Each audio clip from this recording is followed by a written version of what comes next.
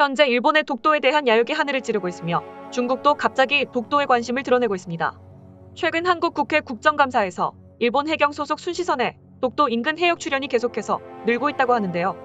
일본은 얼마 전 미국에서 들여온 해상감시 드론 시가디언을 도입하면서 실시한 시험 평가 중 시가디언이 독도를 촬영해 간 것으로 확인돼 일본의 독도 도발 수위가 점점 높아지고 있는 실정입니다. 또한 중국도 몇 년 전부터 해양조사선을 독도로 보내 주변 해역을 측량하고 있었던 것이 밝혀졌는데요. 일본은 중국까지 독도에 숟가락을 얹으려 하자 개발 중인 F3에 이어 무인기까지 개발하겠다고 밝히면서 무력으로 독도 침공의 꿈을 키우고 있습니다. 이와 관련하여 중국과 일본은 최근 정상끼리 통화를 이어갔고 코리아 패싱을 통해 철저히 한국을 무시하고 있는 상황입니다. 그런데 최근 일본과 중국을 크게 당황하게 만든 일이 일어났습니다. 얼마 전 한국이 공개한 독도 상공 영상과 한국이 개발 중인 무기에 일본과 중국이 완전히 패닉 상황인데요. 일본은 한국보다 항공기술 면에서 뛰어나다고 자부하고 있었지만 현실은 완전히 정반대였으며 또한 최근 일본이 자체 개발한 전투기가 비행 중 말도 안 되는 결함이 발생해 긴급 착륙하는 일이 벌어져 국제적 망신을 당하고 있습니다. 중국도 독도가 한국과 일본의 분쟁 지역이라고 판단해 자신들도 근거 없는 영유권을 주장하며 측량을 이어갔지만 한국이 공개한 무기에 도저히 숟가락 얹힐 상황이 안 나오자 돌연 일본이 잘못했다며 국제사회에서 일본의 맹비난을 하고 있는데요. 현재 독도를 둘러싼 주변국들의 동향은 무엇이며 일본의 항공기술력의 현주소와 중국과 일본을 당황하게 만든 한국의 무기는 무엇인지 자세하게 살펴보겠습니다. 일본과 중국이 넘지 말아야 하는 선을 넘어 불쾌한 상황들이 계속되어 연출되고 있는 상황인데요. 최근 국정감사에서 밝혀진 내용에 의하면 일본과 중국이 자국의 순시선과 해양 측량선을 보내 독도에 야욕을 보이고 있기 때문입니다. 국감 내용을 정리하면 일본 해경이 대한민국 영해인 독도 인근에 매년 80회 이상 출현하고 있는 것으로 드러났는데요. 국회가 해양경찰청으로부터 제출받은 최근 5년간 독도 2호도 주변 해역 타국 해경 세력 출현 현황에 따르면 일본 해경은 독도 인근에 2017년 80회, 2018년 84회, 2019년 100회, 2020년 83회, 2021년 89회, 올해 5월 초까지 31회나 출현한 것으로 나타났습니다.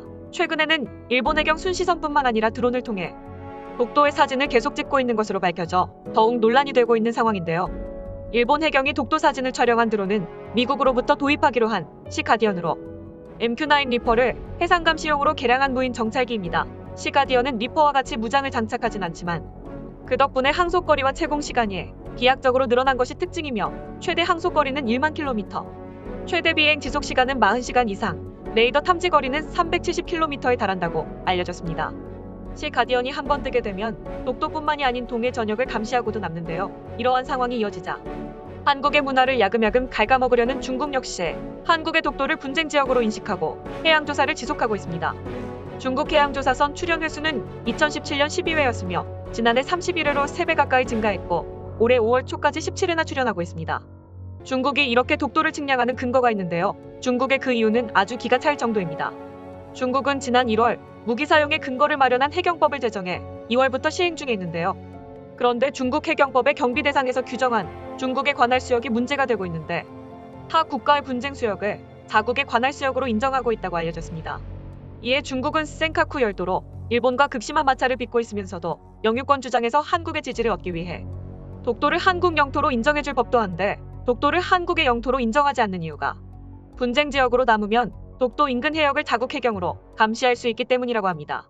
이것 때문인지 일본 기시다 총리는 의도적으로 한국 청와대와의 통화를 건너뛰고 민주주의 진영과 대립각을 세우고 있는 중국의 시진핑 주석과 먼저 통화를 했다고 전해졌습니다.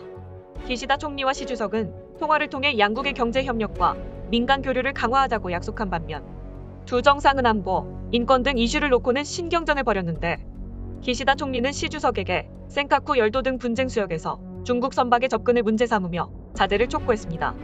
한마디로 이 두 국가가 한국의 영토를 가지고 서로 내 땅에 넘어오지 말라고 하는 굉장히 어처구니 없는 상황인 것인데요. 이에 일본 해상자위대도 중국과의 분쟁을 대비해 시가디언과 무장형 드론을 더 확보하려고 노력하고 있습니다.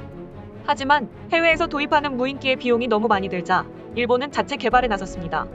얼마 전 일본 산케이 신문은 개발 중인 6세대 전투기 F3에 유무인 복합 전투 체계를 탑재하기 위한 무인기를 자체 개발하는 것으로 보도했으며 2022년 실험용 무인기 제작에 착수하고 2024년경에 비행 실증 시험을 실시할 계획이라고 밝혔고 F3 전투기 한 대와 무인기 세대로 한 개 편대를 구성하며 무인기가 적 정보를 탐지하는 센서로서 전방을 비행하는 역할 이외에도 공대공 미사일로 적 전투기를 공격하는 능력도 갖추게 할 예정이라고 밝혔습니다. 일본은 이 모든 것이 개발 완료되는 시기를 2033년으로 보고 있으며 공중전의 미래는 일본이 앞장설 것으로 예상하고 있는데요.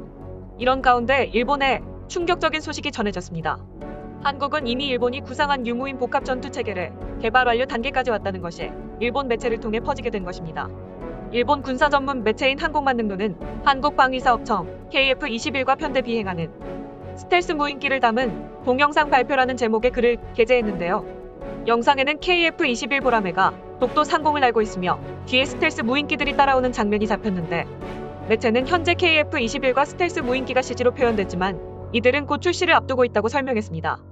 또한 매체는 한국이 작년 12월에 스텔스 관련 기술 개발에 성공했다고 발표하였고, 대한항공이 2027년에 실용화를 예정하고 있는 스텔스 무인기의 예비 연구를 수주하는 등 미래의 모습을 구체화시키기 위한 준비가 전부 진행되고 있다고 전해져 일본 내 여론은 크게 뒤집혔다고 합니다. 이는 일본이 F3 유무인 복합 편대의 개발이 완료되는 시기가 2033년이라고 예상했을 때, 한국은 6년이나 빠른 2027년에 개발을 완료해 먼저 실전 배치할 예정인 것입니다.